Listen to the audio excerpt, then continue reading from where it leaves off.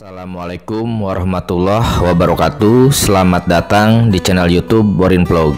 Di kesempatan ini saya akan mengisahkan kisah legenda asal-usul Gunung Malabar. Gunung Malabar yang ada di Pangalengan, Kabupaten Bandung, Jawa Barat. Bagaimana kisah legenda, misteri, dan juga mitos yang ada di Gunung Malabar? Silakan disimak berikut ini. Gunung Malabar merupakan sebuah gunung api yang puncaknya terdapat berada di Pangalengan, Kabupaten Bandung, Jawa Barat. Kompleks Pegunungan Malabar merupakan rangkaian beberapa gunung, yaitu Gunung Puntang dengan puncak meganya yaitu 2222 meter di atas permukaan air laut. Lalu ada Gunung Haruman yang ketinggiannya 2141 meter di atas permukaan laut, dan Gunung Malabar sendiri dengan puncaknya disebut dengan puncak besar, yaitu dengan tinggi 2343 meter di atas permukaan laut. Nama Malabar sudah dikenal dan diabadikan dalam nama kerajaan, yaitu Kerajaan Malabar, yang ada pada abad ke-4 hingga ke-5 Masehi. Kerajaan Malabar ini merupakan satu di antara 46 kerajaan wilayah di bawah Kerajaan Tarumanagara, seperti yang tercantum dalam Pustaka Raja-Raja di Bumi Nusantara, yang merupakan proceeding seminar yang dipimpin oleh Pangeran Wangsakerta dari Keraton Cirebon pada tahun 1677 Masehi. Di mana lokasi bekas kerajaan Malabar ini? Ini pekerjaan rumah yang belum pernah dijawab. Tampaknya untuk berhipotesis di mana lokasi bekas kerajaan Malabar pun kita tidak mampu. Nama Malabar sudah sangat terkenal pada saat itu.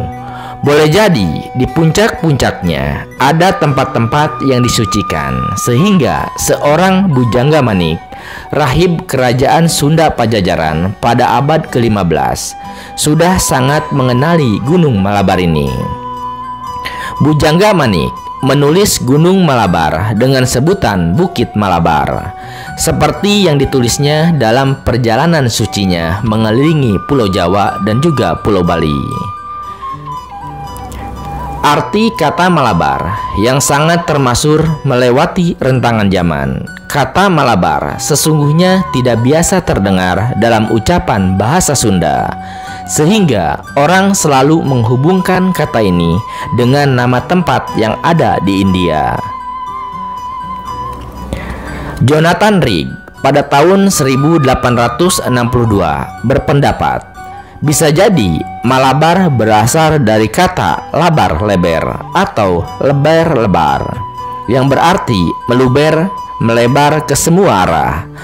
Penambahan awalan ma yang sekarang menjadi tidak produktif dipergunakan dalam bahasa Sunda. Namun dalam bahasa Sunda kuno atau Sunda lama, hal itu sudah biasa sehingga menjadi kata yang menggambarkan keadaan atau peristiwa yang terjadi dan menjadi enak diucapkan kala itu.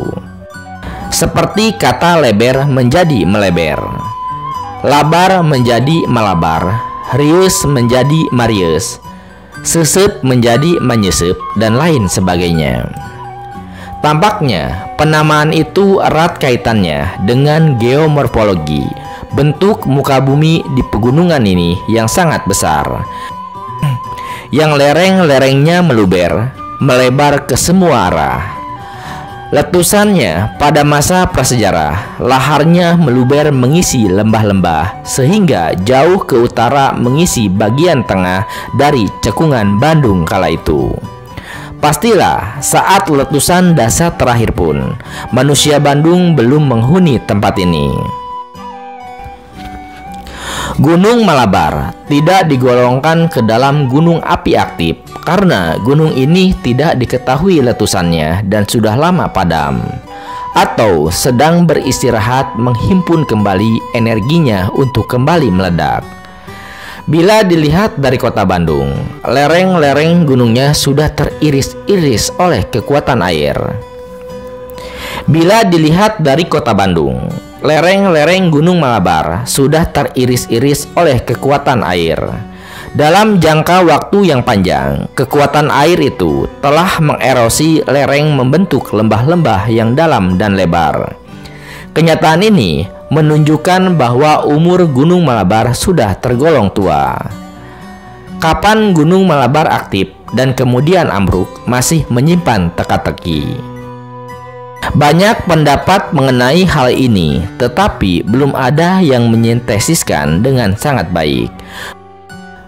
Masih berupa kepingan-kepingan yang terpisah. Diketahui umur aliran lapa di kaki Gunung Malabar, yaitu 3 tempat di Gunung Koromong Balenda. Hasilnya menunjukkan bahwa lapa di sana berumur 2,87 juta tahun yang lalu. Dalam peta geologi lembar Garut dan Pamengpeuk, dapat kita amati penampang yang memotong Gunung Malabar. Di sana terlihat bahwa gunung ini terbangun diantaranya oleh aliran lapa yang mengalir hingga ke utara. Kemudian diikuti letusan yang menghasilkan material yang berupa perselingan lapa, breksi, dan tub yang ketebalannya antara 500 hingga 1000 meter lebih dengan radius 15 km yang terjadi pada awal masa Pleistosen.